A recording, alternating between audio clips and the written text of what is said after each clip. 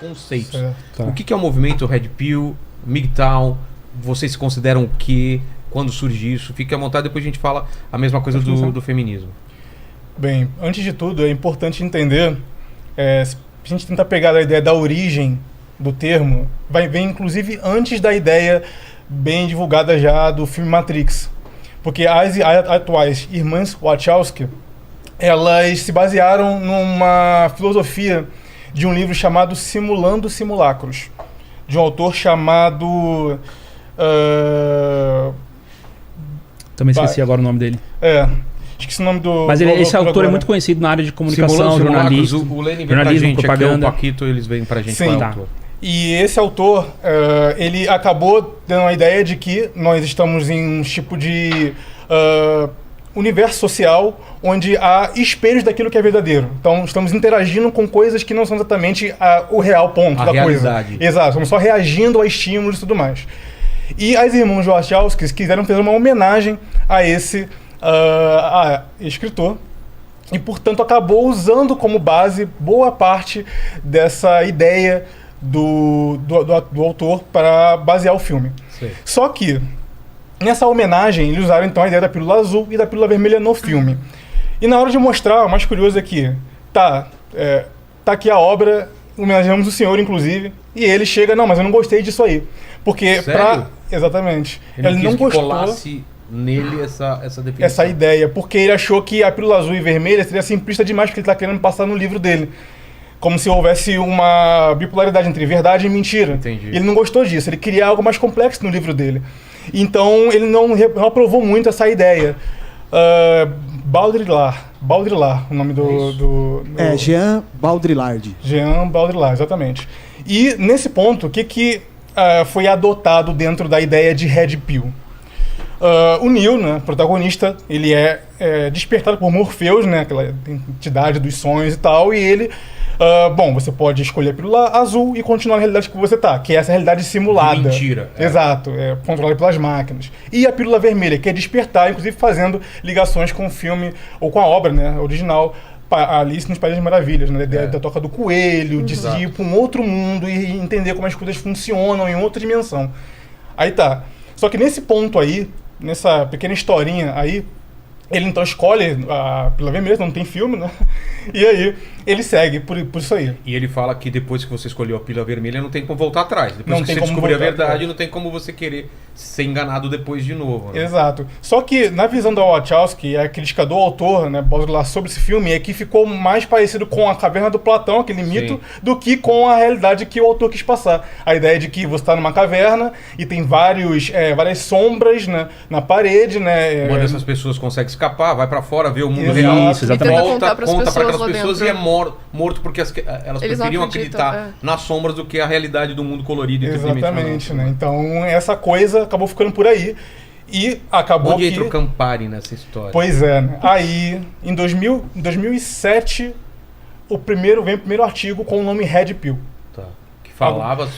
Foi capturado dessa simbologia para um artigo falando sobre a Red Pill da política. Ah, é? Por quê? Sim, começa com a política. Por quê? A Red Pill é a ideia de você chegar à verdade por um outro ângulo. Entendi. Um objeto por um outro ângulo. E esse artigo falava sobre a briga política dos democratas e republicanos na América e que nada daquela democracia ali era uma verdade. Que havia coisas por trás dos mecanismos. E esse, em 2007, foi o primeiro artigo que foi publicado falando sobre Red Pill. Daí dá a entender, então, que a Red Pill, há várias Red Pills, vai depender do tema. É algo bem... livre em que a questão a depender do assunto que você está querendo tratar. Então a Red Pill da economia, a Red Pill do mercado financeiro, a Red Pill da geopolítica, entende? É chegar à verdade por trás de algum fato, ou mostrar um outro ponto de vista não tão divulgado assim. Só que aí, chegou lá para 2008, 2009, nos fóruns do Reddit, lá fora, na rede social, homens começaram a pegar, então qual é a real, né, a realidade sobre os relacionamentos. E aí é a vertente aí que ficou mais popular da ideia de... Por quê? os relacionamentos, né, é a dor do coração, né? Todo mundo aí passa por uma questão amorosa na vida e tudo mais, e acaba então que é aquela que mais populariza. Como então lidar com as minhas relações amorosas? Como lidar com a dinâmica homem e mulher na sociedade? Então vários fóruns começaram a discutir isso, né, online, tratando desse tema, né, sobre a verdadeira natureza dos sexos. E aí que tá, a Red Pill dos relacionamentos, né, conceitualizando para relacionamentos, temos tendências, né, baseadas na psicologia evolutiva dos sexos, que nem sempre a sociedade consegue suplantar, colocar por cima, né? E, enfim, somos seres que, acima de tudo, também somos animais. E a Red Pill as ideias da Red Pill consideram essa natureza mais do que a maioria das outras visões de mundo, entendendo que nem tudo aquilo que amortece nossos instintos, de fato, os suprime. E aí, claro, né, entra então a ideia de que a Red Pill é uma forma de analisar a natureza dos sexos baseado nessa dinâmica entre homem e mulher, considerando essa dinâmica. Daí entra vários termos como, enfim, que vamos falar ao longo do tema aqui, como, né, VSM, por exemplo, o valor do homem e da mulher ao longo do tempo, quem perde, o que ganha e tudo mais, porque tem essa visão da psicologia evolutiva dos sexos. Não que seja só isso, mas eles consideram isso como um ponto a ser... VSM, valor sexual de mercado. Tá. Quero complementar que vou trazer alguns exemplos do que o Ricardo trouxe sobre essa questão da Red Pill da política, por exemplo. Teve um Twitter do Elon Musk de que ele teria tomado a Red Pill justamente por causa da compra do Twitter. E aí ele teria justamente entendido que existe, por exemplo, uma simulação entre vários algoritmos das redes sociais que estariam coibindo propagação de certas ideias e que ele traria liberdade. Certo. Ele traria, digamos, essa Red Pill, uma espécie de verdade dentro das redes sociais. Esse foi um exemplo do que o Ricardo trouxe. Teve um outro exemplo também que eu daria sobre essa questão da Red Pill, no sentido de o que o homem deve considerar realmente, o que realmente está em jogo na dinâmica homens e mulheres, né? Relacionamentos, dinâmica intersexual, o que realmente está em jogo, né, nisso, que muitas vezes a sociedade trabalha de uma forma maquiada, não trazendo à tona todas as camadas, até mesmo mais profundas, que envolvem essa dinâmica. Então seria interessante falar sobre a Red Pill a partir dessa perspectiva. O que realmente está em jogo e não o que é dito. Fala, Carol, qual é a dúvida? É que você estava falando sobre a questão da verdade. Quem definiria essa verdade do Red Pill? A partir do que vocês definiriam essa verdade? Quem definiria para vocês essa verdade? Porque vocês buscam a verdade, certo? Então, primeiro de tudo é importante entender que a Red Pill ela não é um movimento. Ela é um conhecimento difuso justamente por quê? Porque cada um vai ter um ponto de análise sobre aquilo que considera Red Pill sobre um fenômeno. Então, de repente, você, como uma visão política, você vai mostrar para ele, não, isso aí que você está entendendo como real ponto da dinâmica política, por exemplo, já que você é ativista nesse sentido, não é isso. Eu vou te mostrar real, ou na gíria, né, do termo a Red Pill disso aqui, das reais dinâmicas por trás, de movimentos históricos, sociais, feminismo e tudo mais. Então, não tem exatamente um ponto pacífico nessas discussões mais sociais. Agora, dentro das ideias dos relacionamentos, o ponto mais base que define o mais próximo de uma verdade ou algo assim, seria considerar a dinâmica psicobiológica dos sexos na hora de analisar os comportamentos entre homens e mulheres. Considerar se é totalizar ou determinar, aí é uma outra história, varia de cada pessoa para pessoa, mas considerar que há essa dinâmica, essas inclinações naturais de homens e mulheres, apesar da sociedade, né, da cultura, da civilização, enfim, do entretenimento, da mídia e tudo mais, ainda estão lá presentes, né, e se manifestam a depender dos estímulos do meio. Né, onde então, as que pessoas não é organizado, assim. O Red Pill, ele não é um movimento, como você falou, ele não é um movimento, então ele não é organizado. Vocês dois podem ter opiniões completamente diferentes sobre a verdade. Ele se apega a verdade, ela muda pra você e pra você. É um compilado de opiniões. É um então, compilado de essa verdade vai ser mutável. Eu acho interessante colocar isso, porque já puxando um pouquinho do feminismo, né? O feminismo também trabalha com verdades, mas a verdade que a gente se baseia são em estatísticas, em fatos, em dados, em pesquisas, né? Dados então, materiais, né? Exato. Não tão idealista Carol assim. e Bruno, então dá um apanhado do que vocês...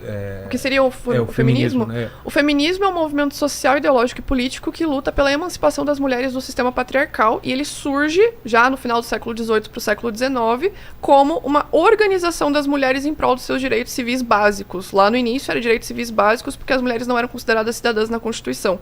Então o feminismo surge a partir disso, né? Ele surge com grandes teóricas que vão vir com reivindicação do direito das mulheres, Mary Wollstonecraft, Olympe de Gouges, vai vir com declaração dos direitos das mulheres da cidadã, que inclusive ela vai ser guilhotinada por causa disso, né? Por causa da declaração que ela pede direitos iguais para as mulheres.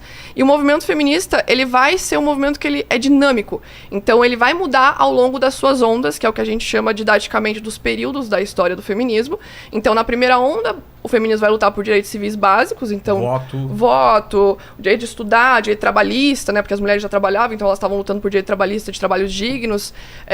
Na segunda onda vai estar lutando por direitos reprodutivos e sexuais. Na terceira onda vai estar trazendo mais a questão da interseccionalidade das mulheres e dos vários tipos, mulheres negras, mulheres lésbicas, mulheres trans. Então vai trazer toda essa interseccionalidade de opressões como se fosse um prisma. Sabe aquele Dark Side of the Moon do Pink Floyd, que entra uma luz e sai várias? Sim. É como se fossem essas luzes que saíam de várias intersecções dessas pessoas, que podem ser mulheres negras, mulheres lésbicas, mulheres trans, mulheres pobres, mulheres com deficiência. Então, vários tipos de mulheres vão estar sendo aplacados. Por isso que a gente fala que ele é um movimento muito dinâmico. Ele vai acompanhando o contexto da história e o contexto material da mulher ao longo da história. Então, por exemplo, na primeira onda, o material que nós temos é que na Constituição as mulheres não eram consideradas cidadãs dignas de direitos. Então elas não eram cidadãs até certo período da história. Então as feministas estavam se organizando, mulheres organizadas, em prol dos seus direitos emancipatórios. Então, do seu direito trabalhista, seu direito ao estudo, né? Como no Brasil a gente só teve mulheres estudando depois de 1852, entrando em faculdade depois de 1879, com a assinatura do homem.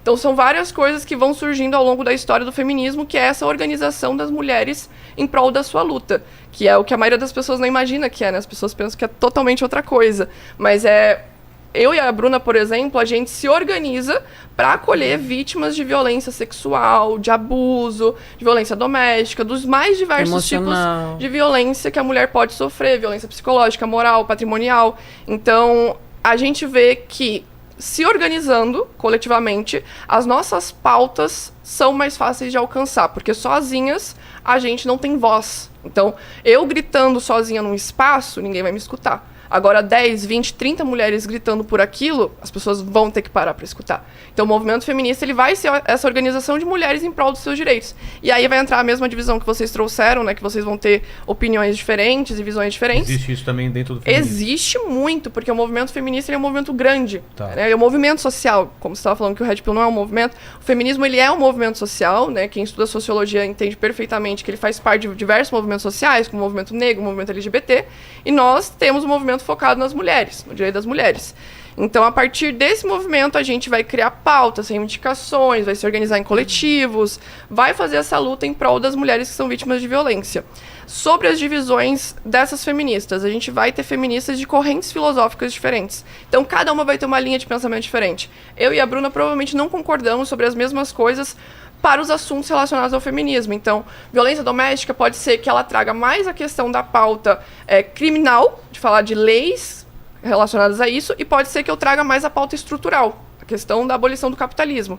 Então, uma pode ser uma feminista liberal, outra pode ser uma feminista marxista, outra pode ser uma feminista radical, pode ter uma ecofeminista, uma anarcafeminista. Então, cada uma vai ter uma visão diferente de como que esse sistema patriarcal deve ser superado. Então, por exemplo, a feminista marxista, ela vai falar que a gente só vai conseguir abolir esse sistema se a gente abolir o capitalismo e a propriedade privada. Essa é a feminista marxista. Agora, a feminista liberal, não. Ela já vai dizer que o feminismo, que a emancipação da mulher, ela pode vir pela reforma do capitalismo.